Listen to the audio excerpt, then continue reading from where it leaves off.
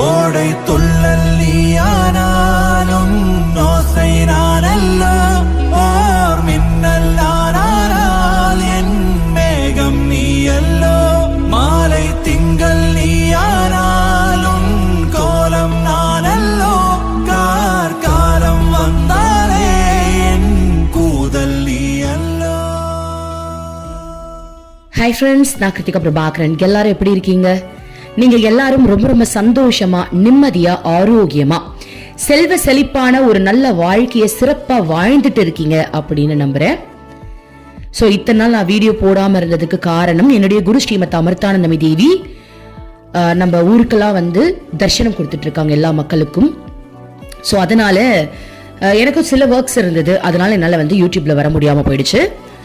So நேற்று தான் வெற்றிகரமா ஒரு விஷயத்த முடிச்சுட்டு வந்த உடனே வந்த கையோட நான் இப்ப வந்து வீடியோ போட்டுறணும் அப்படின்னு ஆரம்பிக்க போறேன்.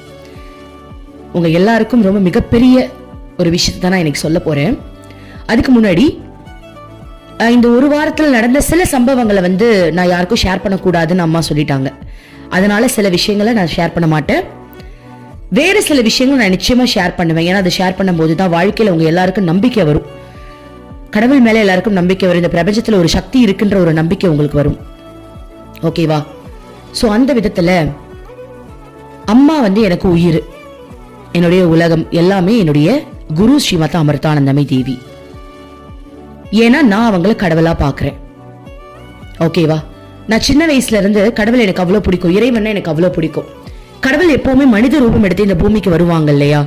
நான் கேட்டுக்கிட்டே இருப்பேன், நீங்க இந்த வாட்டி பிறக்கலையா? நான் தான் மிஸ் பண்ணிட்டேனா? நீங்க வந்து எத்தனை பிறவி எடுத்திருக்கீங்க? அதாவது அவதாரம். நான் வந்து சின்ன வயசுல வந்து அப்படிதான் கேட்பேன். கடவுள் கிட்ட கோவில்ல போகும்போதுலாம் என் மனசுல ஒரு பிரார்த்தனை இருக்கும், கடவுள் எப்பவுமே மனுஷ ரூபத்துல வருவாங்கல்ல, அந்த மாதிரி நீங்க வந்திருக்கீங்களா? இப்ப ஜீசஸ் எல்லாம் கடவுள் தானே, அவங்களாம் மனுஷ ரூபத்துல வந்தாங்கல்ல, சாய்பாபா மனுஷ ரூபத்துல வந்தாங்கல்ல, இந்த மாதிரி நிறைய பேர் வந்து மனுஷ ரூபத்துல கடவுள் வந்து மனிதனா அவதாரம் எடுத்து மக்களுக்காக வந்திருக்காங்கல்ல. நான் ஏன் அப்ப பிறக்கல? நான் ஏன் இப்ப பிறந்தேன்? சோ எனக்கு அந்த பாக்கியம் இல்லையா? நான் தெரியாம இந்த கலியுகத்துல பிறந்துட்டேனா அப்படின்னு நான் நிறைய ஃபீல் பண்ணிருக்கேன். அப்போ எனக்கு ஒரு தேடுதல் இருந்துச்சு, நம்ம கடவுளை பாத்துடணும், எப்படியாவது பாத்துடணும். கண்டிப்பா பிறந்திருப்பாங்க, எங்கேயாவது இருப்பாங்க, நம்ம கண்ணுக்கு தான் தெரியல போல் இருக்குன்னு நான் தேடிக்கிட்டு இருந்தேன். அந்த சமயத்துலதான் என்னுடைய அப்பா ராமச்சந்திரன் முருகையா, பூர்வ ஜென்மத்து அப்பா ராமச்சந்திரன் முருகையா மூலமா என்னுடைய குரு ஸ்ரீமத் அமிர்தானந்தமயி தேவி பத்தி எனக்கு தெரிய வந்துச்சு. அப்ப என்னுடைய அப்பா வந்து என் குருவை பத்தி பெருசா சொல்லவே இல்லை. நானா கேட்டேன், இவங்க யாரு? இவங்க போட்டோவை நான் எங்கேயோ பார்த்த மாதிரி இருக்கே, இவங்க யாருன்னு கேட்டேன். அப்ப அவங்க சொன்னாங்க, இவங்க என்னுடைய குருமா, இவங்க பேரு ஸ்ரீமத் அமிர்தானந்தமயி தேவி, இவங்க என்னுடைய குரு அப்படின்னாங்க. அப்ப நான் கேட்டேன், அப்பா இவங்க உங்களுடைய குருவா? இவங்களுக்கு வந்து கடவுள் தெரியுமா? கடவுளை வந்து இவங்க கிட்ட நம்ம போனா கடவுளை நம்ம பார்க்க முடியுமா? எனக்கு வந்து என்ன ஆசை அப்படின்னா, நம்மள எத்தனையோ பிறவி எடுத்திருக்கோம். அந்த காலத்துலலாம் பாருங்க, ஜீசஸ் சாய்பாபாலாம் வந்து வாழ்ந்துட்டு போயிருக்காங்க. இந்த ஜென்மத்துல யாருமே இல்லைன்னு நான் ஃபீல் பண்றேன். இப்ப இவங்களுக்குலாம் வந்து கடவுளை வந்து தெரியுமா? இவங்கெல்லாம் கடவுளை பார்த்துருப்பாங்கல்லப்பா அப்படின்னு நான் கேட்டேன். மற்றபடி இவங்க கடவுளான நான் கேட்கவே இல்லை, நான் இப்படிதான் கேட்டேன். எங்க அப்பா சிரிச்சுக்கிட்டே சொன்னாரு, உனக்கு நேரம் வந்துருச்சு போல் இருக்கு, அந்த அவதாரமே இவங்க தான். உண்மையாவா அப்படின்னு ஆரம்பிச்ச நான் தான். அம்மாவை பத்தி நிறைய விஷயங்கள் எனக்கு அப்பா தான் சொல்லி எனக்கு தெரியும். அப்போ அம்மாவை பார்த்தே ஆகணும் அப்படின்னு சொல்லிட்டு ஆசிரமத்துக்கு எங்க அப்பா வர டைம்ல நானும் போயிருந்தேன், என் குடும்பத்தோட போயிருந்தேன். அப்ப அம்மாவை நேர்ல பார்க்கும்போது எனக்கு உள்ளுக்குள்ள ஒரு உணர்வு தோணுச்சு. நான் சின்ன வயசுல இருந்து அங்காள பரமேஸ்வரி கும்பிட என் வீட்டு வாசல்ல தான் அவங்க அங்காள பரமேஸ்வரி கோவில். அப்ப நான் அம்மாவை நேர்ல பார்க்கும்போது அங்காள பரமேஸ்வரி எப்படி இருக்கீங்கன்னு கேட்டேன். ஏன்னா என் கண்ணுக்கு அப்படித்தான் தெரிஞ்சாங்க. அப்போ நிறைய பேர் நாங்க ஆசிரமத்துக்கு அடிக்கடி போகும்போது ஃபாரினர்ஸ் நிறைய பேர் இருப்பாங்க, அதுல சில பேர் நல்லா பேசுவாங்க. அப்ப அவங்கள நான் ஒருத்தவங்க என்கிட்ட லிஃப்ட்ல போயிட்டு இருக்கும் போது அவங்க சொன்னாங்க, நீங்க அம்மாவை எப்படி பாக்குறீங்க அப்படின்னு என்ன கேட்டாங்க. நான் சொன்னேன், அம்மா தானே கடவுள், எனக்கு எல்லாமே அம்மாவா தான் தெரியுது. நான் சின்ன வயசுல இருந்து அங்காள பரமேஸ்வரி கும்பிடுவேன். சோ எனக்கு வந்து அம்மா வந்து அங்காள பரமேஸ்வரின்னு தோணும். நீங்க எப்படி பாக்குறீங்கன்னு நான் கேட்டேன். அதுக்கு அவங்க சொன்னாங்க, நான் ஜீசஸா பாக்குறேன். வாவ், ஜீசஸா பாக்குறீங்களா அப்படின்னு. ஆமா, ஆக்சுவலி நான் வந்து ஒரு கிறிஸ்டியன், நான் யூஎஸ்ல இருந்தேன். அம்மா பத்தி தெரிஞ்ச உடனே எனக்கு என்ன தோணுச்சு அப்படின்னா, ஜீசஸ் வந்து லேடி கெட்ட போட்டு வந்திருக்காங்க போல அப்படின்னு சொன்னேன். அப்படின்னு எனக்கு சிரிப்பு வந்துருச்சு அவங்க சொன்னதை கேட்டு. வாவ். ஆமா, என்னோட ரூம்ல வந்து 2 பேர் போட்டோ தான் நான் வச்சிருப்பேன். எனக்கு அம்மா ஜீசஸ் தெரிஞ்சாங்க. அதனால அம்மா கிட்டே நான் வந்துட்டேன். எனக்கு ஆசை, ஜீசஸ் பிறந்த காலத்துல நான் வந்திருக்கணும், அவங்க கூட இருக்கணும்னு நான் ஆசைப்பட்டிருக்கேன். அப்போ கண்டிப்பா அவங்க இந்த வாட்டி எங்கேயாவது பிறந்திருப்பாங்கன்னு எனக்கு தோணுச்சு. சோ நான் அம்மாவை பார்த்தோன்னே எனக்கு ஜீசஸா தோணுச்சு, நான் வந்துட்டேன். நாங்க இதுதான் அந்த ஆத்ம ஞானம்.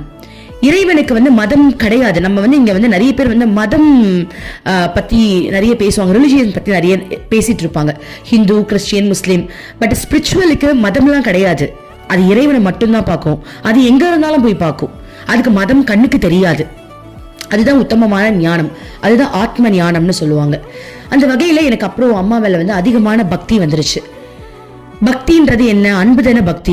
அதிகமான அன்பு, ஈடுபாடு. அந்த தீட்சைலாம் வாங்கினதுக்கு அப்புறம் அந்த இணக்கம்.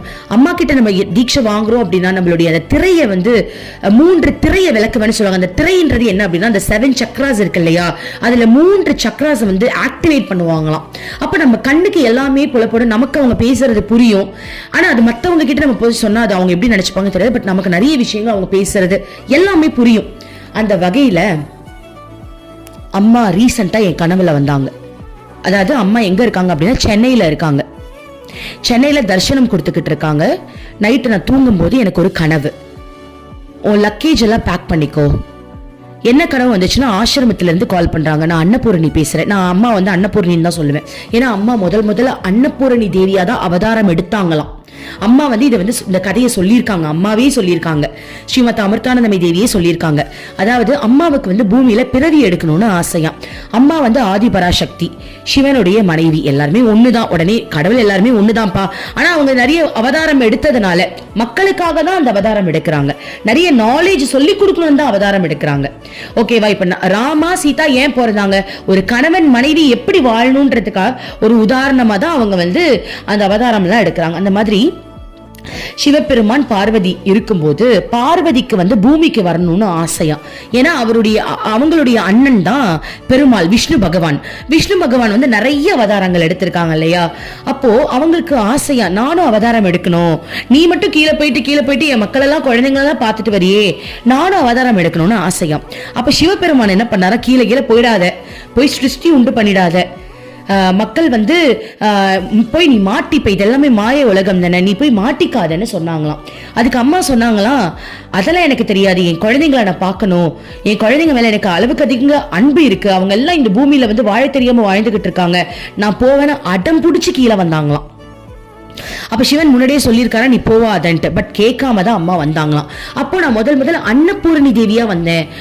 நான் அவதாரம் எடுக்கும் போது அந்த இடத்துல வந்து நான் குழந்தையெல்லாம் பிறக்கல, அப்படியே தான் வந்தேன். ஏன்னா அந்த இடத்துல வந்து சாப்பாடுக்கு பஞ்சமா. அப்ப அன்னபூர்ணி நீங்க பார்த்துருப்பீங்க, நிறைய பேர் சாமி ரூம்ல வந்து அன்னபூர்ணி அந்த சாரணினா சாப்பாடு அல்ற அந்த அன்னம் எடுக்கிற ஒரு கரண்டி வச்சிருப்பாங்க, அதுதான் அன்னபூர்ணி தேவின்னு சொல்லுவாங்க. நான் முதல்ல இந்த பூமிக்கு அப்படிதான் வந்தேன். நிறைய பேருக்கு அன்னதானமா போட்டு அவங்க வயிற்று பசையெல்லாம் நான் தீர்த்து எனக்கு அவ்வளவு திருப்தியா இருந்துச்சு. அப்ப அம்மா என்ன சொல்றாங்க அப்படின்னா, இந்த கலியு அப்படியே எனக்கு பிறவி எடுத்து எல்லா குழந்தைங்களையும் பார்த்ததுக்கு அப்புறம் எனக்கு பிறவியில பேர் அவதாரம் எடுத்துக்கிட்டே இருக்க ஆரம்பிச்சுட்டேன். இப்ப நான் அமிர்தானந்தமயி தேவியை இங்க வரும்போது எனக்கு எப்படி இருக்கு அப்படின்னா, ஒரு ஸ்டேஜ்ல வந்து இதுங்க கேட்கறதெல்லாம் நம்ம கொடுத்துக்கிட்டு இருக்கோம், ஓரளவுக்கு பண்ணிக்கிட்டு இருக்கோம். ஆனா கடவுள் தான் வேணும்ன்ற ஒரு விஷயத்த வந்து கொடுக்கறதுக்கு அம்மா ரொம்ப படுறாங்கன்னு வச்சுக்கோங்களேன். மனிதர்களுக்கு வந்து முதல்ல பசி எடுக்கும் போது வயிற்றுக்கு சாப்பாடு போட்டதுக்கு அப்புறம் தான் நம்ம வந்து கடவுள்னா யாருன்னு சொல்லி கொடுக்க முடியும். கரெக்ட் தானே? வயிற்றுக்கு சாப்பாடுனா என்ன அர்த்தம்? இப்போ உங்களுக்கு வந்து ஒரு வீடு வேணும், வேலை வேணும், இந்த வேலைலாம் கிடைச்சதுக்கு அப்புறம் தான் கடவுளை பத்தி பேசினா உங்களுக்கு புரியும், இல்லைன்னா புரியாது. அம்மா என்ன சொல்றாங்க அப்படின்னா, பசியில் இருக்கிறவங்களுக்கு முதல்ல சாப்பாடு போட்டதுக்கு அப்புறம் தானே அவங்க கடவுளை தேடி வர முடியும்.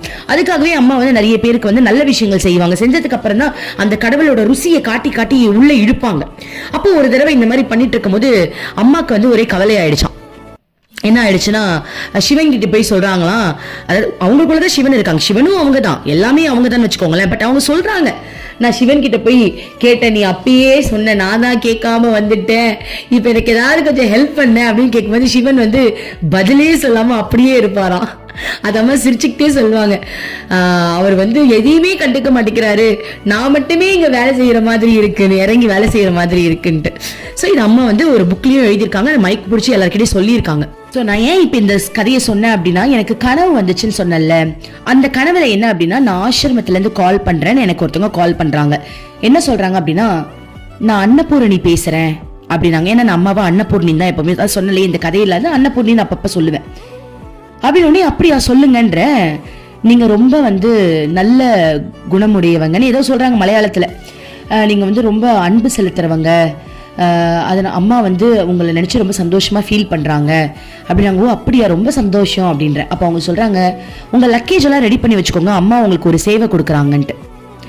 இந்த கனவு முடிஞ்சதுக்கப்புறம் நான் எழுந்துக்கிறேன். என்னடா இது, லக்கேஜை ரெடி பண்ணணுமா? எனக்கு ஒன்றும் புரியல. அம்மா கிண்டல் பண்ணுறா போல் இருக்கு, ஏதோ சொல்றா போல, என்னன்னு ஒன்றும் புரியல. அடுத்த நம்ம என்ன நினைக்கிறோம், அடுத்த ஸ்டேஜுக்கு அம்மா உயர்த்த போறாளோ, அதனால தான் கனவுல வந்து லக்கேஜ் ரெடி பண்ணுன்னு சொல்றாளோ அப்படின்னு எனக்கு ஒரு ஃபீல் வந்துச்சு. அப்போ நான் சென்னைக்கு அம்மா தரிசனத்துக்கு போகல. ஏன்னா சென்னை பக்கம் தான் எனக்கு, நான் விழுப்புரம்ல இருக்கு, சென்னை பக்கம் தான், நான் போல. ஏன் போல அப்படின்னா, எனக்குள்ள ஒரு மெசேஜ் கனவுல வரல, நிஜத்துல வந்துச்சு. என்ன அப்படின்னா, நீ அங்க போய் ஒன்னும் கழட்ட போறது கிடையாது, நீ இங்கேயே கடை. உண்மையாவே அப்படியே எனக்கு ஒரு ஃபீல் வந்துச்சு. என்ன பண்ண போற சென்னையில போய்? என் தரிசனம் பாக்குறதுக்கு உட்கார்ந்து இருக்க போறியா? நிறைய பேர் வருவாங்க, நீ கூட்டத்துல உட்காருவியா? இல்ல நான் கட்டி பிடிக்கும் போது உன்னை ஒழுங்காவே கண்டுக்கல, நீ என்ன பண்ணுவ? இப்பெல்லாம் ஒரு கேள்வி வந்து, ஐயோ என்னால தாக்கு பிடிக்க முடியாது, உன்னால யாரோ மாதிரிலாம் என்னால பார்க்க முடியாது, என் உயிரே போயிடும், அதுக்கு நான் ஆசிரமத்துல வந்து உன்னை பாத்துக்கிறேன், நீ நல்லபடியா முதல்ல கிளம்பு, நான் ஆசிரமத்துல வந்து உன்னை பாத்துக்கிறேன் அப்படின்ற மாதிரி எனக்கு ஒரு ஃபீல். நான் போவே இல்லை, சென்னைக்கே போல. இன்னும் கிட்ட நிறைய பேர், நிறைய மக்கள் எனக்கு தெரிஞ்சவங்க சென்னையில வருவாங்கன்னு எனக்கு தெரியும். பட் நான் சொல்லிட்டேன், இல்ல நான் போல, நான் சென்னை வரல, எனக்கு வேற ஒரு வேலை இருக்குன்ற மாதிரி சொல்லிட்டேன். அப்ப நான் என்ன பண்றேன், என்னோட ஃப்ரெண்டு மோகன பிரதீபா, அவங்க வந்து மகா மேருன்னு ஒரு குரூப் நடத்திட்டு இருக்காங்க. காலையில அது ஃப்ரீ தான், ஒரு சத்சங் மாதிரி டெய்லி 4:30 7 o'clock வரைக்கும் அவங்க வந்து அதை நடத்துறாங்க. உங்களுக்கு வேணா அந்த லிங்க் கூட நான் ஷேர் பண்றேன். ஸோ நிறைய விஷயங்கள் வந்து அவங்க வந்து பண்ணுவாங்க. அது லலிதா சஹஸ்ரநாமம் படிப்பாங்க, நம்மளுக்கு ஒரு நல்ல வைப்ரேஷன். அம்மா பத்தி நிறைய ஸ்டோரி சொல்லுவாங்க, ராமாயணம் படிப்பாங்க, திருக்குறள் படிப்பாங்க. இந்த மாதிரி டெய்லி பேசிஸ்ல அது வந்து நல்லா இருக்கும், சத்சங் மாதிரி. அவங்களுக்கு நான் கால் பண்றேன். கால் பண்ணோன்னே அவங்க கேட்குறாங்க, என்ன கிருத்திகா சென்னை போலையான்னா சொன்னேன், நான் போல. அப்படிலாம் சொல்லாதீங்கப்பா, உங்க ஊருக்கு வராங்கப்பா அப்படின்னு. அது என் ஊரே கிடையாது, நான் விழுப்புரம். ஏன்னா அது எங்க அம்மா அப்பா ஊருன்னு வச்சுக்கோங்களேன். நான் விழுப்புரம் வந்துட்டேன், சென்னை என் ஊர் கிடையாது அப்படின்ற. இப்பெல்லாம் சொல்லாதீங்க கிருத்திகா, நீங்க போங்க, நீங்க போய் ஏதாவது சேவை செய்யுங்க. நான் சேவை செய்வேன், ஆல்ரெடி நான் சேவை இருக்கான்னு கேட்டதுக்கு இங்க அங்கேயே நிறைய பேர் இருக்காங்க, சேவை எதுவும் இல்லைன்னு சொல்லிட்டாங்க. நான் ஏன் போகணும், நான் அங்க போவேன், அம்மா 3வது மனுஷி மாதிரி தூரத்துல உட்காந்துருப்பா, நான் ஒரு மூலையில உட்காந்துட்டு அவளை பார்க்கணுமா? என்னால முடியாது, என்னால தாக்கு பிடிக்க முடியாது, என்னால அம்மாவை அப்படி பார்க்க முடியாது. ஆல்ரெடி நான் ஒரு பெரிய பெயின்ல இருக்கேன், நான் வரமாட்டேன் அப்படி நான் சொல்லிட்டேன். அப்போ அவங்க சொல்றாங்க, சே அப்படிங்களா, சரி பரவாயில்ல கிருத்திகா, நீங்க ரெஸ்ட் எடுத்துக்கோங்க, அடுத்த மாசம் அம்மா வருவாங்க, நீங்க போய் ஆசிரமத்திலேயே பார்த்துக்கோங்க. கரூர்ல கூட, கரூருக்கு அவங்க தான் இன்சார்ஜ் பாருங்க, கரூருக்கு அவங்க அம்மாக்கு இன்சார்ஜ் மோகன பிரதீபான்றவங்க. அப்போ அவங்க சொல்றாங்க, சுவாமிஜி வேற இன்னொரு ஆளை போட்டுக்க சொல்றாரு, என்ன பண்றது தெரியல, நானே நேத்துல இருந்து அம்மா கிட்ட பேசிட்டு இருக்கேன், அம்மா நான் யாரமா போட போறேன் எனக்கே ஒண்ணும் தெரியலன்னு. ஆனா அவங்க பேசுறது என் காதுல சரியா விழல. ஏன்னா நான் வந்து ஒரு பெயின்ல இருக்கேன், அம்மாவை நான் பார்க்க முடியலன்ற ஒரு பெயின்ல இருக்கேன், எனக்கு ஒரு வலி வந்துருச்சு மனசுல. ஓகே, நான் ஒரு பெயின்ல இருக்கேன், அவங்க பேசுறது எனக்கு சரியா விளங்கல.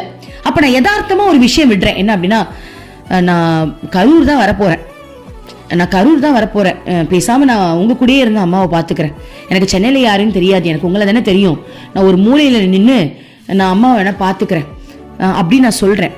அப்ப அவங்க சொல்றாங்க, திரும்ப சொல்றாங்க, என்ன வேற இன்னொரு ஆளை போட சொல்றாங்க கிருத்திகா, எனக்கு என்ன பண்றேன்னே தெரியல கிருத்திகா, ரூம் இன்சார்ஜுக்கு அப்படின்னு. உடனே நான் தானே கரூர் வரேன், பேசாம நான் உங்களுக்கு ஹெல்ப் பண்றேனே அப்படின்னு சொன்ன உடனே அவங்க சொல்ல, உண்மையாவா, நீங்க வரீங்களா கிருத்திகா, உண்மையா சொல்லுங்க.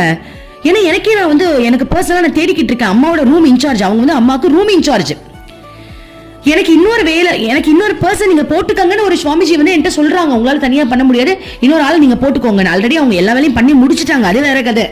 ஏன்னா ரூம் இன்சார்ஜ்னா சாதாரண விஷயம் கிடையாது. அம்மாக்கு பெட் அரேஞ்ச் பண்றதுல இருந்து, அம்மாக்கு சாப்பிடறதுக்கு ஃபுட் வாங்குறதுல இருந்து, பிளேட்ல இருந்து, சமைக்கிறதுக்கு பாத்திரத்துல இருந்து, அவங்க யூஸ் பண்ற எல்லா ஐட்டம்ஸும் இவங்க வாங்கி தரணும்.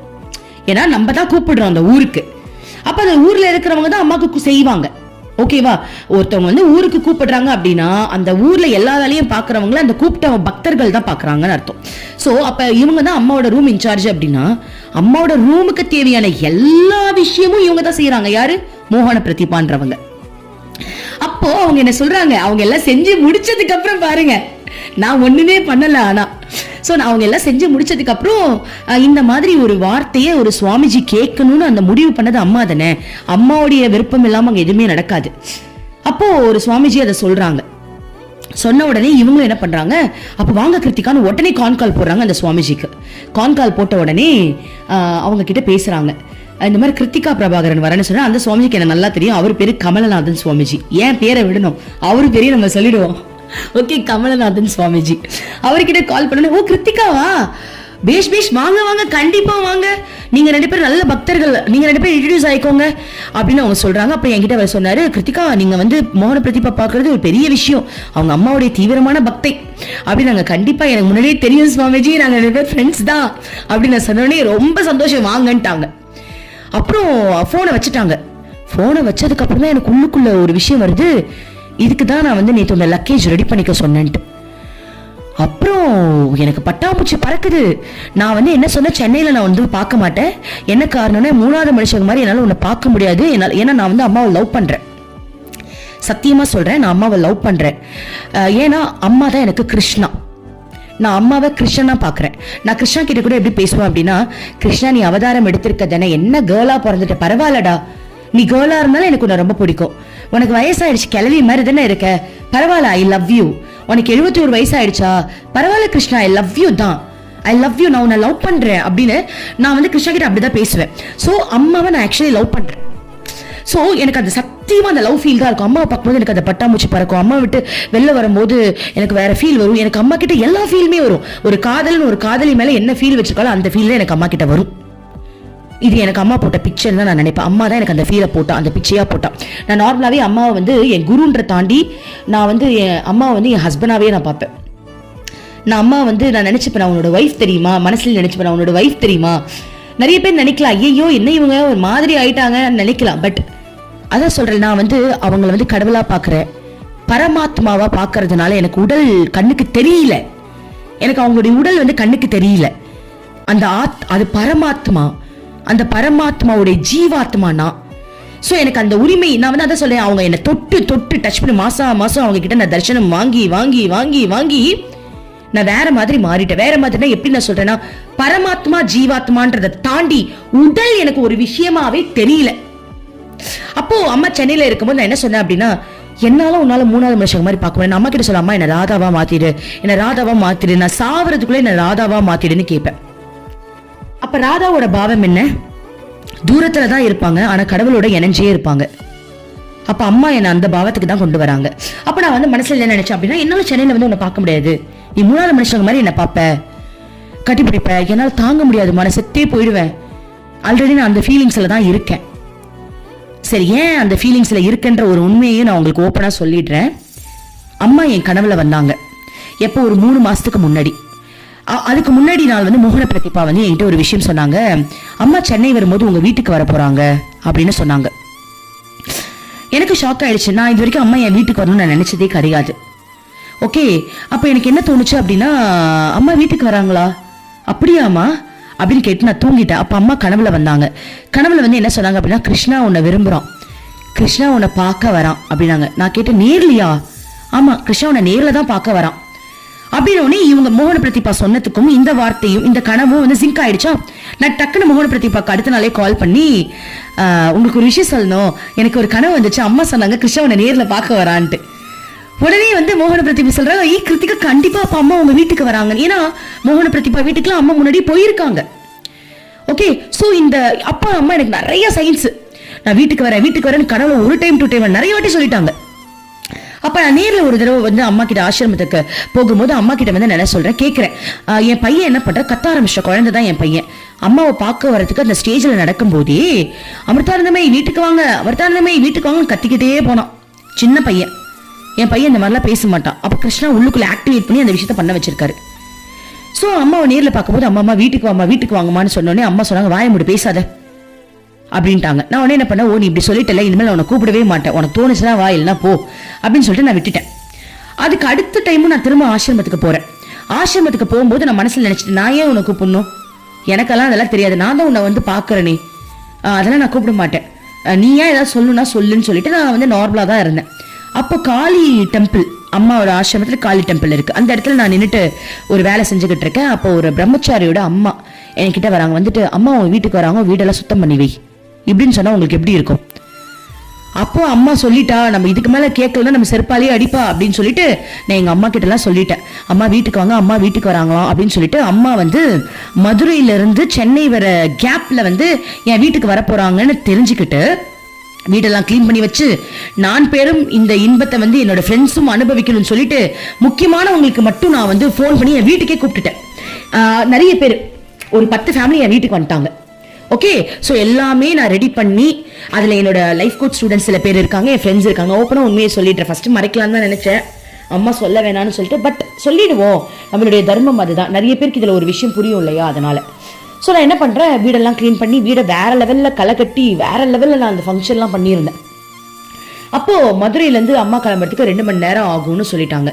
நான் என்ன பண்ணேன், நான் காலையிலேருந்து சமைக்கும் போதெல்லாம் கிருஷ்ணா சீக்கிரம் வா கிருஷ்ணா, உன்னை பார்க்கறதுக்கு எவ்வளோ பேர் ஆசையாக இருக்கும், வந்துரு கிருஷ்ணா வந்துரு கிருஷ்ணா அப்படின்னு சொல்லிட்டு நாங்கள் ஒவ்வொருத்தரையும் ஆசாசியாக பண்ணிக்கிட்டு இருந்தோம்.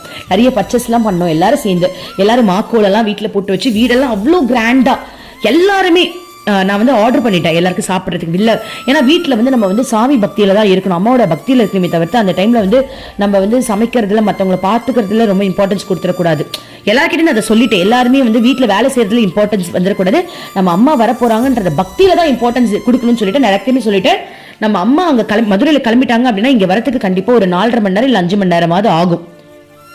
ஸோ அந்த கேப்ல நம்ம ஃபுல் அண்ட் ஃபுல் பக்தி தான் பண்ணணும்னு சொல்லிட்டு என் ரூம்ல தான் நான் எப்பவுமே, என்னோட பெட்ரூம்ல தான் நான் அம்மா கூட வந்து பக்தி பண்ணுவேன். எப்பவுமே அம்மா கூட வந்து 24 மணி நேரமும் நான் அம்மா கூட தான் இருப்பேன் என் பெட்ரூம்ல.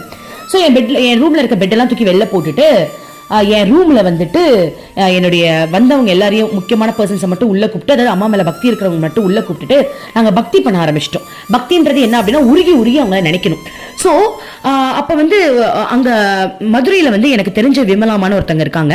அவங்க என்ன சொல்லியிருந்தாங்க அப்படின்னா, நீ கவலைப்படாத கிருத்திகா, அம்மா இங்கே உன்னுடைய பக்திக்கு அம்மா கண்டிப்பாக உன் வீட்டுக்கு வருவாங்க, நீ கவலையே படாத அப்படின்னு சொல்லிட்டு அவங்க என்ன பண்ணாங்க, அம்மா இங்கேருந்து கிளம்புன உடனே நான் உனக்கு இன்ஃபார்ம் பண்ணுறேன், அங்கேருந்து 5 மணி நேரம் கணக்கு வச்சுக்கோ, அம்மா உன் வீட்டுக்கு வருவா, ஏன்னா விழுப்புரம் தாண்டி தான் சென்னை போக முடியும் அப்படின்னு அவங்க சொல்லிட்டாங்க. ஸோ நான் என்ன பண்ணேன் அப்படின்னா, அவங்க சொன்னாங்க அம்மா கிளம்புறதுக்கு இன்னும் 2 மணி நேரம் ஆகும்னு. அப்போ நான் என்ன சொன்னேன், எல்லாரையும் உள்ள கூப்பிட்டேன், எல்லாரும் வாங்க அப்படின்னோடனே அம்மா வந்து கிளம்புறதுக்கு 2 மணி நேரம் ஆகுமா, பட் நம்ம இப்போ என்ன பண்ணலாம், பக்தி பண்ணலாம், அம்மாவை நினைச்சு உருகி உருகி அழலாம், அந்த பக்தியை நம்ம கொடுப்போம், அப்போ அம்மா சீக்கிரம் கிளம்பிடுவா அப்படின்னு நான் சொன்ன உடனே நாங்கள் என்ன பண்ணோம், ஒரு பாட்டு போட்டேன் எல்லாரையும் உட்கார வச்சு. என்ன பாட்டு அப்படின்னா, மருவத்தூரும் சக்தி மகமாயி கருமாரி உறையூரு வெக்காளி உஜ்ஜயினி மாக்காளி கொள்ளூரு மூகாம்பா கேதாரம் ஸ்ரீ கௌரி மாயவரம் அபயாம்பிகா. இந்த பாட்டை நான் போட்டுட்டு அந்த பாட்டு கேட்டாலே எனக்கு அழுக வந்துடும். அதுல வந்து வாடி வராகின்னு ஒரு வார்த்தை வரும், நீ வா எழுந்து வா எழுந்து வா. லாஸ்ட்ல வந்து அந்த பாட்டுல வந்து நீ வாடி வராகி அப்படின்ற ஒரு வார்த்தை வரும், வந்துருன்றதுதான் அந்த பாட்டே. அப்போ அந்த பாட்டை வந்து கேட்டு கேட்டு உருகி உருகி நாங்க அழுத அந்த செகண்ட், அந்த பாட்டு முடிஞ்ச உடனே மதுரையில இருந்து கால் வருது விமலாமண கிட்ட இருந்து.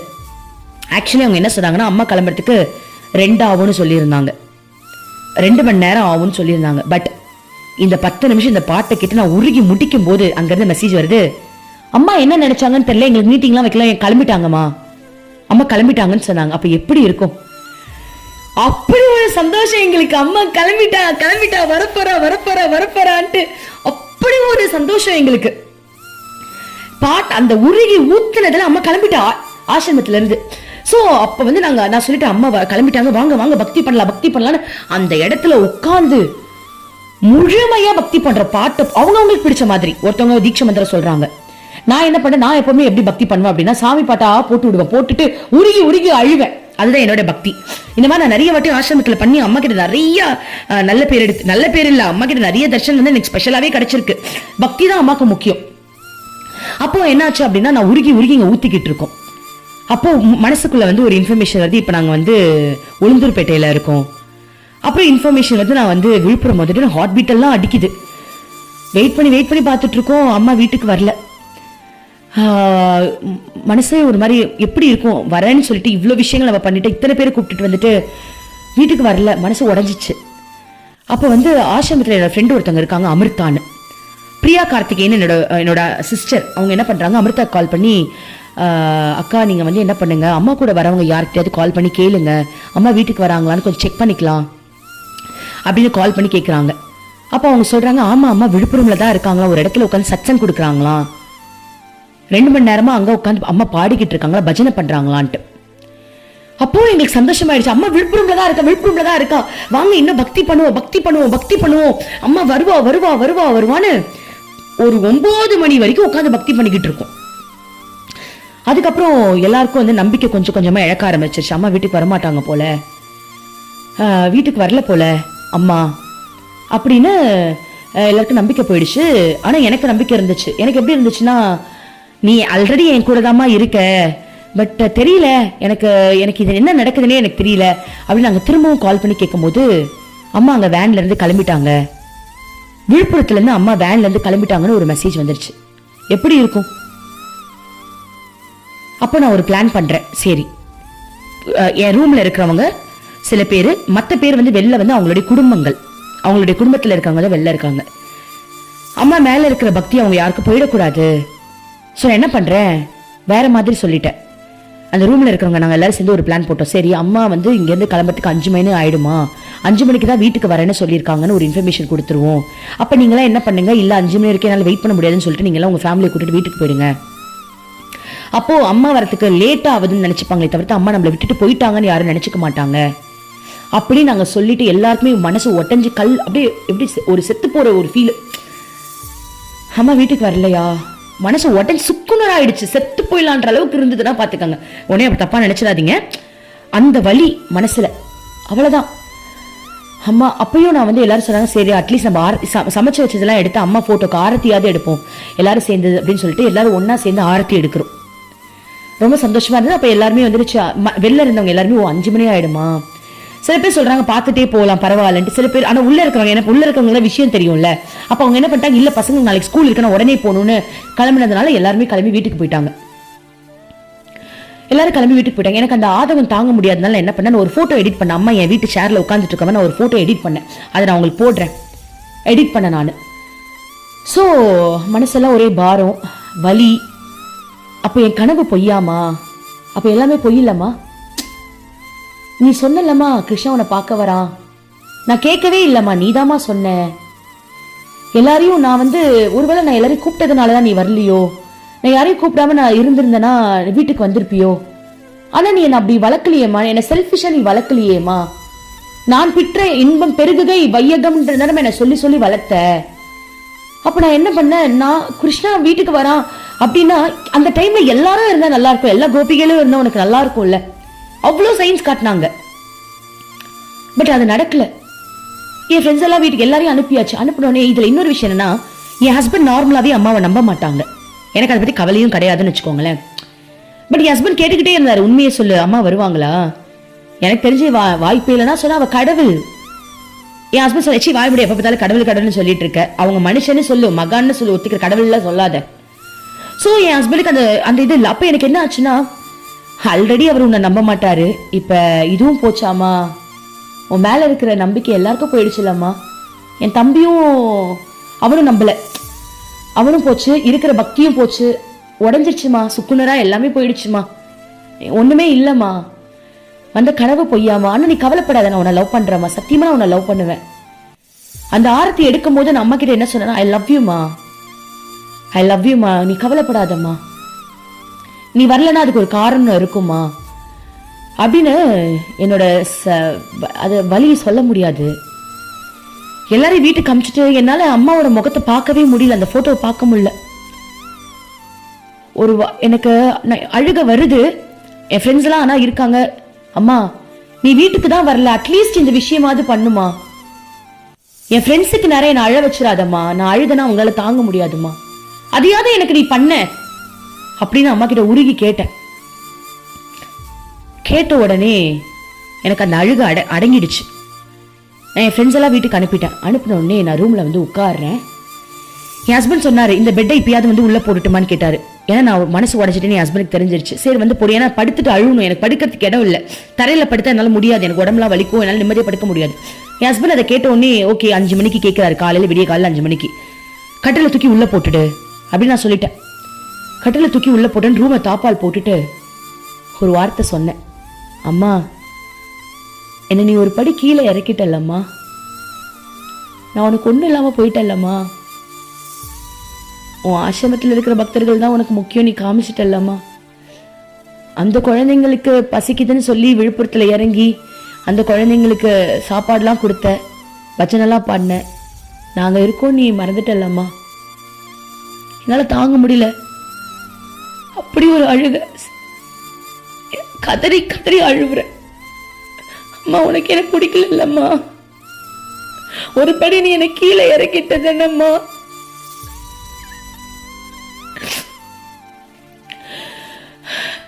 ஆனா பரவாயில்லம்மா, நீ எது பண்ணாலும் காரணம் இருக்கும்மா, நான் உன்னை நம்புறேன் அப்படின்னு நான் நம்பிட்டேன்.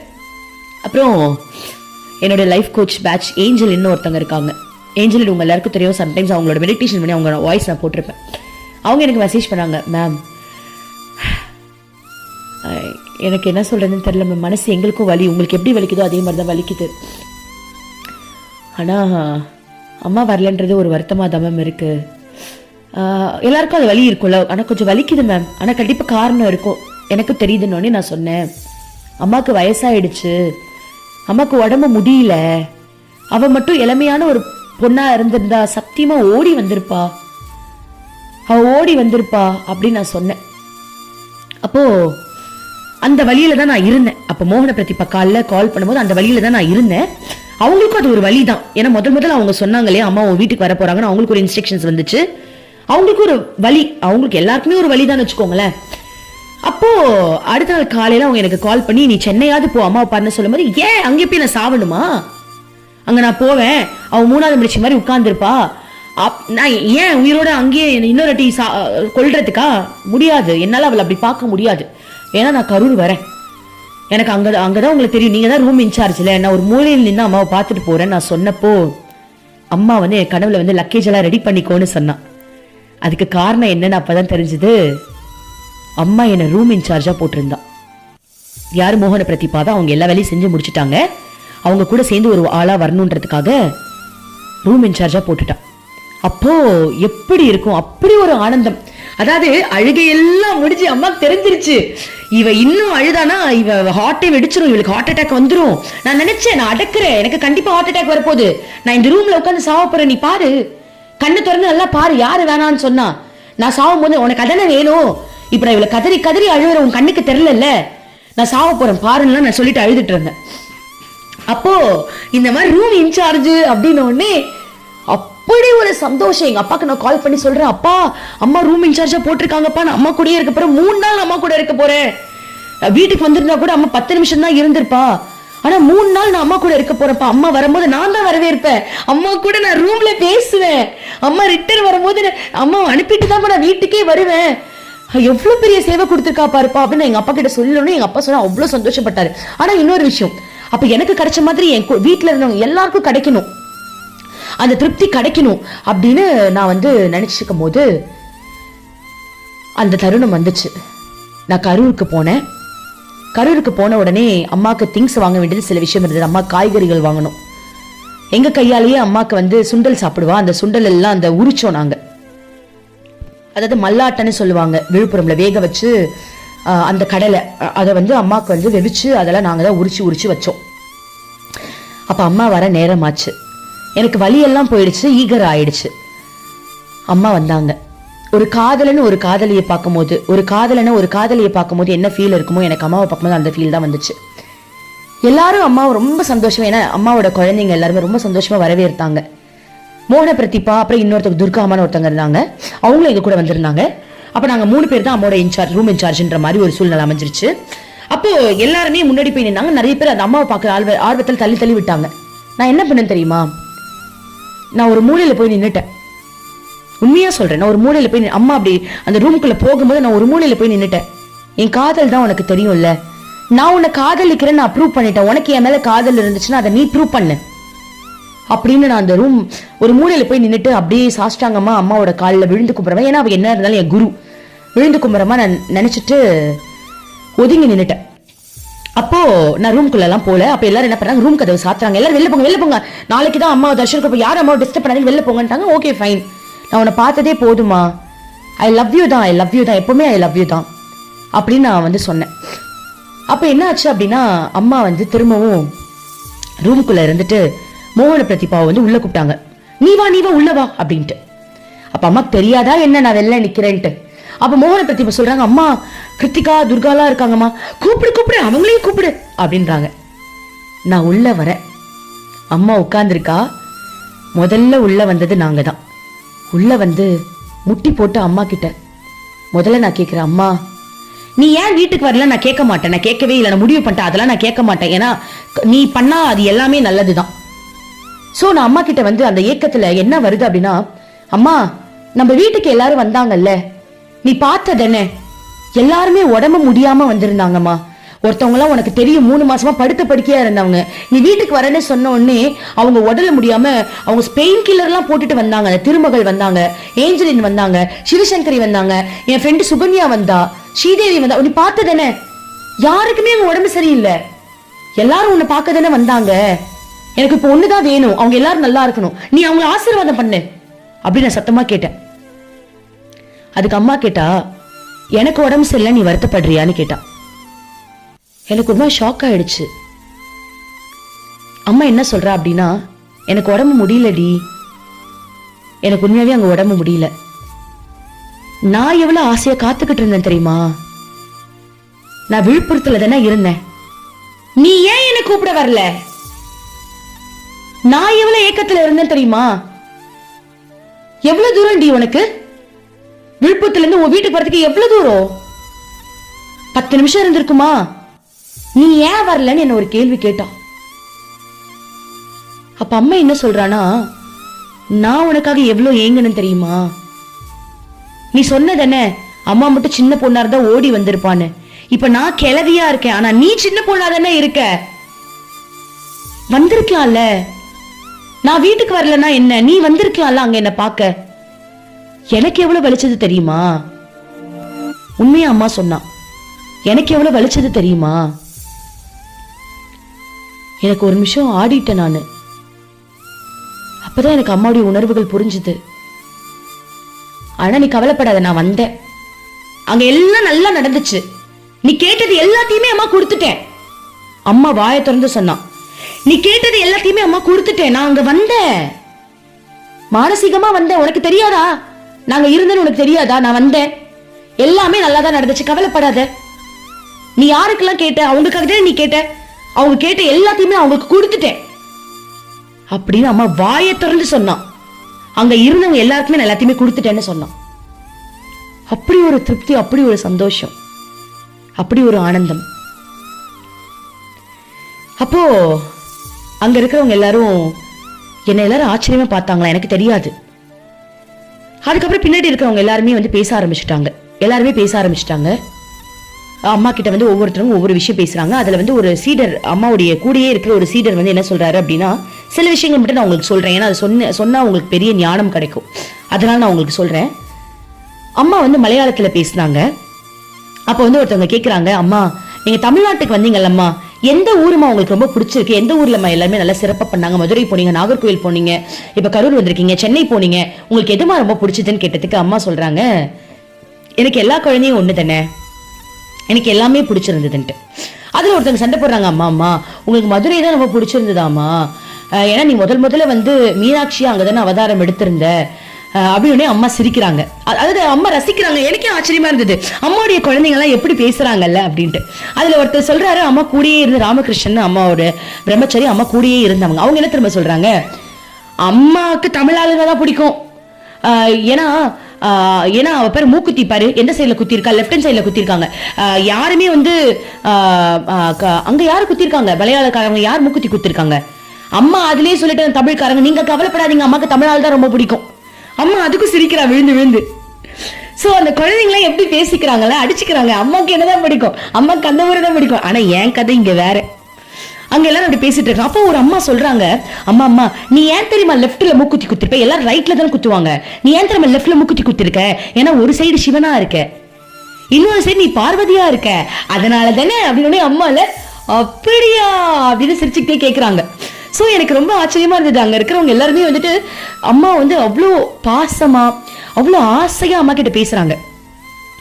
அதுக்கப்புறம் அம்மா என்னென்னமோ பேச ஆரம்பிச்சாங்க. ஏதோ ஒரு கதை சொல்றாங்க, மீனாட்சி அம்மன் கதை சொல்றாங்க. நான் உடனே மனசுக்குள்ள அம்மாவை பார்த்தேன், எனக்கு இந்த கதைலாம் தேவை கிடையாது, நான் உன்னை லவ் பண்றேன், வா நம்ம லவ் பண்ணலாம் அப்படின்னு சொல்லிட்டு விஷுவலைசேஷன்ல அம்மா மடி மேல ஏறி உட்கார்றேன், அம்மாவை கழுத்தை கட்டி பிடிக்கிறேன், அம்மாவை கண்ணத்துல கிஸ் பண்றேன், நெத்தில கிஸ் பண்றேன், லிப் டு லிப் கிஸ் பண்றேன், கிஸ் பண்ணிக்கிட்டே இருக்கேன்.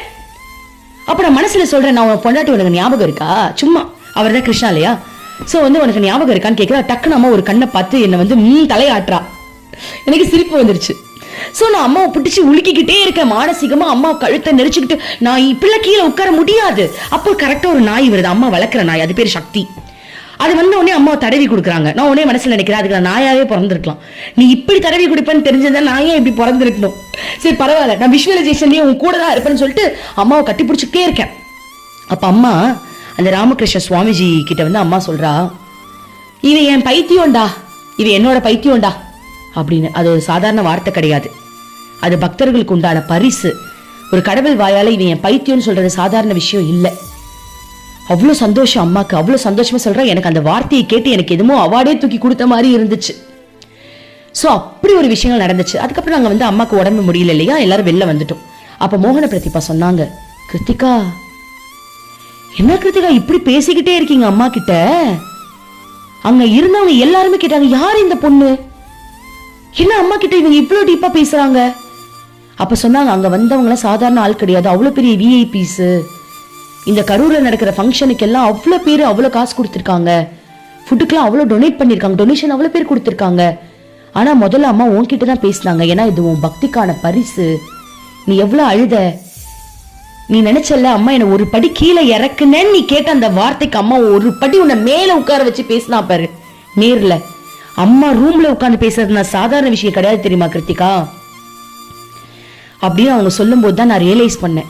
அப்புறம் அந்த கமலாநாத சுவாமிஜி ஓடி சொன்னாரு, எவ்வளவு பெரிய பாக்கியம், இதெல்லாம் சாதாரண விஷயம், செம்ம சான்ஸ் உங்களுக்கு அப்படின்னாரு. ஏன்னா அவர்லாம் அம்மா கூடயே இருக்கிறவங்க தெரியும்ல. நான் நிறைய வாட்டி அம்மாவே என் உலகம், அம்மாவே என் உயிர், அம்மா தான் என்னோட கிருஷ்ணா. நான் அப்படிதான் உருகி உருகி உருகி உருகி ஊத்திக்கிட்டே இருப்பேன். என்கிட்ட 24 மணி நேரம் நான் அவங்க கிட்ட பேசிக்கிட்டே இருப்பேன். உண்மையாவே நான் அந்த நிலைமையில தான் இருக்கேன். எனக்கு எல்லாமே தெரியும், அவங்க அதாவது எல்லாமே தெரியும், அவங்க எல்லா இன்ஃபர்மேஷனும் எனக்கு கொடுத்துக்கிட்டே இருப்பாங்க. இதான் அந்த கரூர்ல நடந்துச்சு. அதுக்கப்புறம் என்ன ஆச்சு அப்படின்னா, ஒரே திருப்தி, சந்தோஷமாயிட்டேன். அம்மா சொல்லிட்டு அங்க இருக்கிறவங்க எல்லாருக்குமே நான் சொல்லிடுவேன், நீ கவலைப்படாத, அவங்க எல்லாருமே நான் பார்த்துப்பேன், எல்லாருக்கும் நான் ஒன்று கொடுப்பேன், எல்லாருக்கும் நான் கொடுப்பேன். எனக்கு ரூம்ல உட்கார வச்சு பேசினாதான் எனக்கு திருப்தின்றது அம்மாக்கு தெரிஞ்சதெல்லாம் அம்மா எனக்கு அது கொடுத்தா. எல்லாருக்கும் நான் வச்சிருக்கேன், எல்லாருக்கும் நான் கொடுப்பேன்னு அம்மா சொல்லிட்டா. அந்த திருப்தியோட அடுத்த நாள் அம்மா ரூம் வாசலுக்கு போகவே முடியாது, ஏன்னா ஃபுல்லா செக்யூரிட்டி போட்டாங்க, நம்ம ரெஸ்ட் எடுக்கிறாங்க. பரவாயில்ல, நேற்று கழிச்சதே எங்களுக்கு பெரிய விஷயம் சொல்லிட்டு அப்புறம் என்னாச்சு அப்படின்னா, தர்ஷனம் வாங்க வேண்டிய டைம். எனக்கு விஐபி கார்டு கொடுத்துட்டாங்க. விஐபி கார்டுனா கூட்டத்துல நிக்க வேணா, டேரக்டா போய் அம்மாவை பார்த்துட்டு வெளில வந்துகிட்டே இருக்கலாம். அம்மா என்னை எப்படிலாம் பாத்துக்கிறா பாருங்க. ஆனா நாங்க என்ன தெரியுமா பண்ணேன், விஐபி கார்டு எனக்கு கொடுத்துட்டாங்க. ஒரு கார்டுல 4 பேர் பார்க்கல, என்னோட லைஃப் கோச் ஸ்டூடெண்ட்ஸ் ஒரு 2 பேர் போட்டுட்டு மீதி 2 பேரை வேற ஒருத்தவங்க, அது அம்மாவுடைய அருளால இன்னொருத்தவங்க கிடைக்கட்டும், இன்னொருத்தவங்க கிடைக்கும் போது நான் விஐபி டோக்கன்ன்றதால நான் போற அம்மாவை பாக்குறது, தரிசனம் வாங்குறதுக்காக, கட்டி பிடிக்கிறதுக்காக. அப்போ கூட்டத்தை பார்த்தா செம்ம கூட்டம்.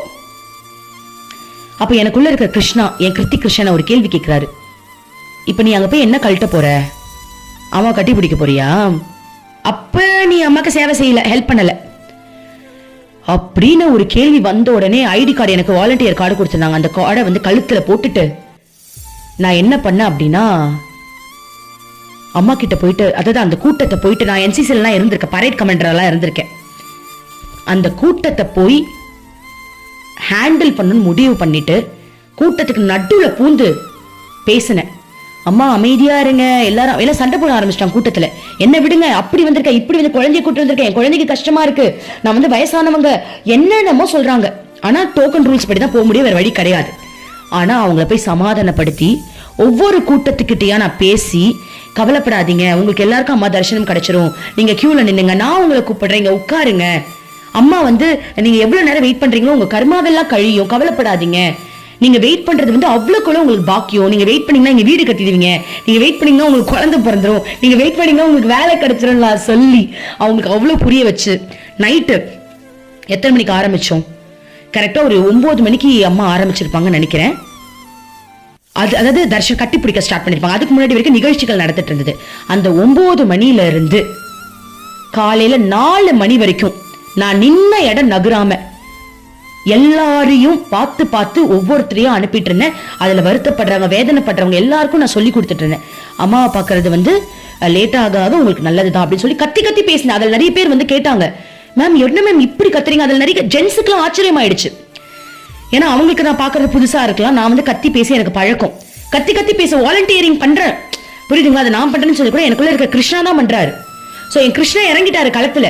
கூட்டத்துல யாரும் பார்க்கல, எங்க இடிச்சாலும் இடிங்க, ஒன்னும் பிரச்சனை கிடையாது. கிருஷ்ணா அனைத்தும் கிருஷ்ணா நினைச்சுக்கிட்டு கூட்டத்துல உள்ள இறங்கி நடக்கிறேன். என்ன பண்ண அப்படின்னா எல்லாருக்கும் தரிசனம் பண்ணி உங்க காடு காட்டுங்க, எல்லாரும் காட்டுங்க காட்டுங்க காட்டுங்கன்னு சொல்லிட்டு அப்படியே லைன்ல நிக்க வைக்கிற, ஒருத்தர் விடாம லைன்ல நிக்க வச்சு அது ஒரு ஆர்கனைஸ் பண்ணி கிருஷ்ணா தான் பண்றாரு. அதை ஆர்கனைஸ் பண்ணி அவங்கள மகிழ்ச்சி படுத்தி சிரிக்க வச்சு அப்புறம் இன்னொரு பிரம்மச்சாரணி வந்துட்டாங்க. அவங்க என்ன பண்றாங்க அப்படி தெரியுமா?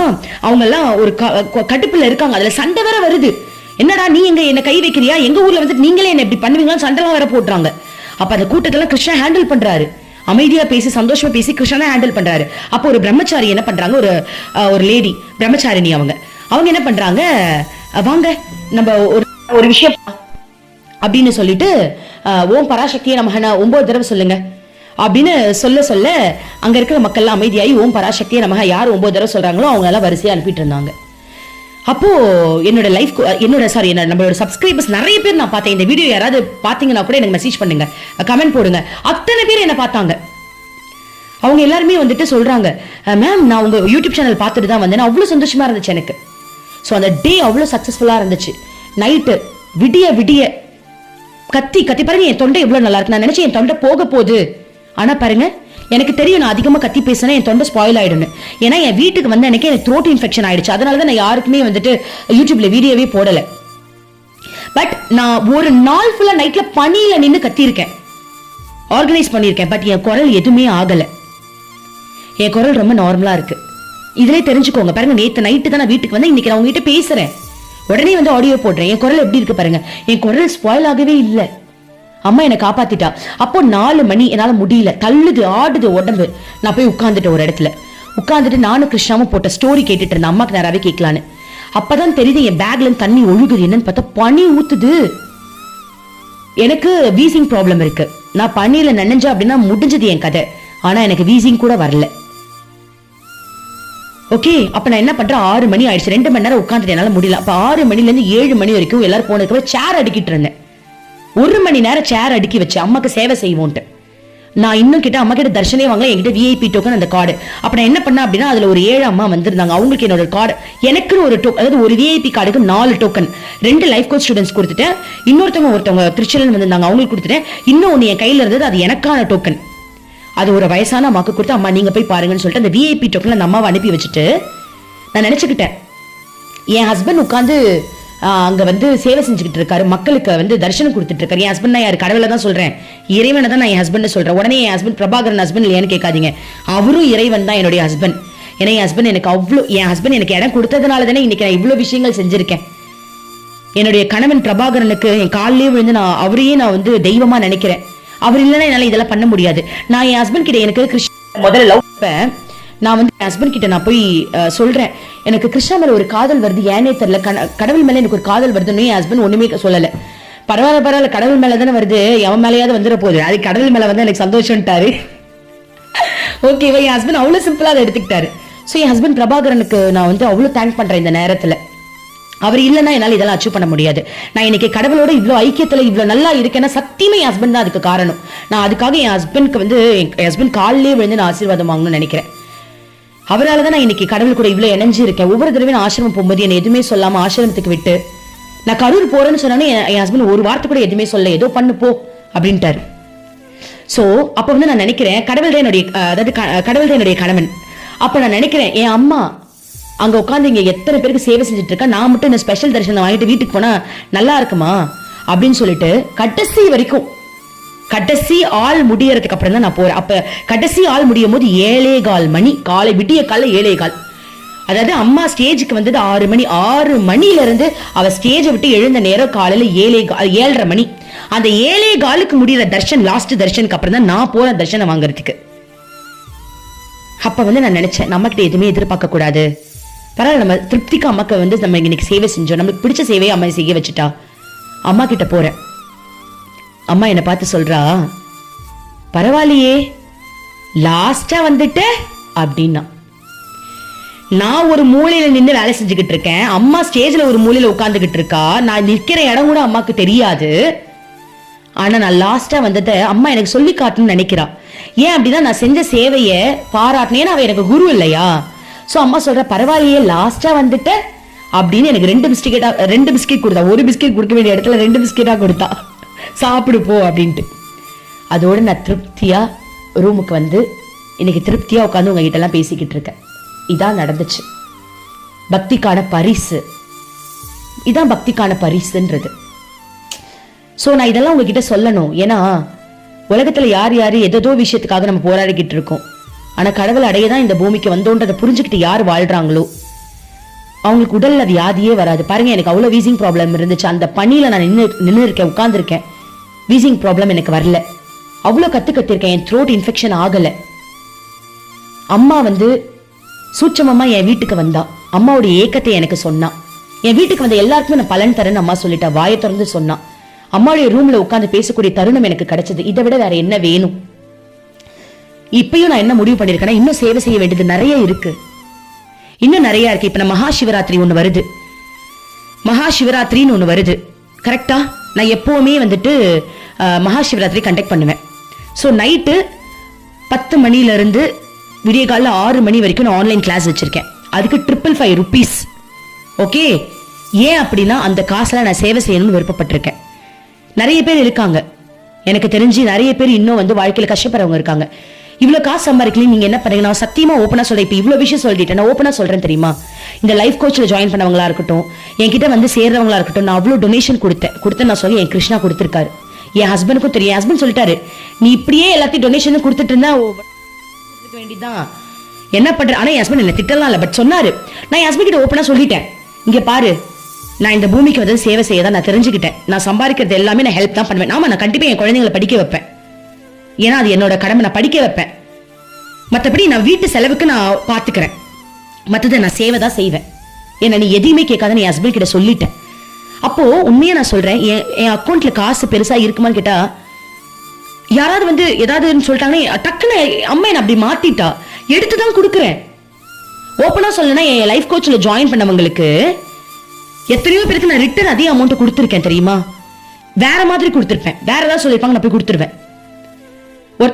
வெளில சொல்லிக்க கூடாது. நான் ஏன் இதை சொல்றேன் அப்படின்னா, இப்ப நிறைய பேர் நினைக்கிறாங்க இவங்களுக்கு என்ன கடவுள்ன்றாங்க, நான் நல்லா சம்பாதிக்கிறாங்க தெரியுமா, லைஃப் கோச் போட்டா 7000 ரூபாய் லைஃப் கோச்சுக்கு. நான் ஏன் வாங்குறேன் அப்படின்னா, எனக்கு அதை வச்சு பண்ண வேண்டிய விஷயங்கள் நிறைய இருக்கு, அதனால பண்றேன். நான் ஃப்ரீயா கொடுக்கலாம், ஆனா அந்த ஃப்ரீயா கொடுக்கும் போது அது எல்லாருக்கும் போய் சேராது தெரியுமா? நிறைய பேர் வந்து ஃப்ரீயா கொடுக்குறாங்கன்னு சொல்லிட்டு ரொம்ப கேவலமா நினைச்சிடுறாங்க, லெத்தாஜிக்கா நினைச்சிடறாங்க, இதுல ஒண்ணுமே இல்லைன்னு நினைச்சிடுறாங்க. பட் அதுக்குள்ள வரவங்களுக்கு தான் தெரியும் அதுல எவ்வளவு விஷயங்கள் இருக்குன்னு. சோ இப்ப மகாசிவராத்திரிக்கு 555 rupees நீங்க கொடுத்தீங்கன்னா உள்ள ஜாயின் பண்ணிக்கலாம். ஒரு நாள் ஒரு நைட் ஃபுல்லா நம்ம கடவுளை அடையறதுக்கான பயிற்சிகளை செய்வோம். அவங்க கடவுளை நீங்க அடையும் போது உங்க கோல் சத்தியமா நடக்கும். இப்ப எனக்கு என்ன குறைன்னு நீங்க நினைக்கிறீங்க? எனக்கு எல்லாமே கிடைச்சிருக்கு. கடவுள் அடைய அடைய அடைய அடைய எனக்கு கடவுள் தாங்கி தாங்கி பாத்துக்கிறாரு. அதுதான் நான் சொல்றேன், கடவுள் அடையறதுக்கான முயற்சிகளை செய்யுங்க, கடவுள் உங்களுக்கு தேவையான எல்லாத்தையுமே கொடுத்துருவாருன்னு. சோ மகாசிவராத்திரில இந்த கிளாஸ்ல ஜாயின் பண்றவங்க ஜாயின் பண்ணிக்கோங்க. இந்த கிளாஸ்ல ஜாயின் பண்ணவங்க அந்த காசு கண்டிப்பா யாராவது ஒருத்தவங்க படிப்பு செலவுக்கோ இல்ல வேற ஏதாவது டொனேஷனுக்கோ தான் நிச்சயமா போகும். எனக்கும் போகும், ஏன்னா என் குழந்தைங்களுக்கு நான் என்ன ஃபீஸே கட்டல. அதுல கண்டிப்பா என் குழந்தைங்களுக்கு தேவையாத நான் எடுத்துக்கிட்டு மீதி வந்து இந்த மாதிரி டொனேஷன் அந்த மாதிரி தான் அது போகும். ஓகே, அதை நான் ஓப்பனா சொல்லிடுறேன். இதுதான் எப்பவுமே நடந்துகிட்டு இருக்கு, சரியா? சோ வாழ்க வளமுடன். சோ ஜாயின் பண்ணாங்க ஜாயின் பண்ணிக்கலாம். இப்போ இந்த கதையை கேட்டு உங்களுக்கு எப்படி இருந்தது அப்படின்றத கமெண்ட்ல போடுங்க. உங்க கமெண்ட்டை பார்க்கறதுக்கு நான் ஆவலா இருக்கேன். எத்தனை பேர் அம்மாவை போய் பார்த்தேன்னு உங்களோட எக்ஸ்பீரியன்ஸும் நீங்க ஷேர் பண்ணுங்க. ரொம்ப நன்றி. 1 மணி நேரம் கிட்ட பேசியிருக்கேன்னு நினைக்கிறேன். ஸோ இதை இவ்வளவு நேரம் கேட்டிருக்கீங்க. என்னுடைய விஷயங்கள் எல்லாத்தையும் நான் உங்ககிட்ட ஓப்பனா சொல்லிட்டேன். ரொம்ப நன்றி. வாழ்க வளமுடன். Thank you thank you thank you universe.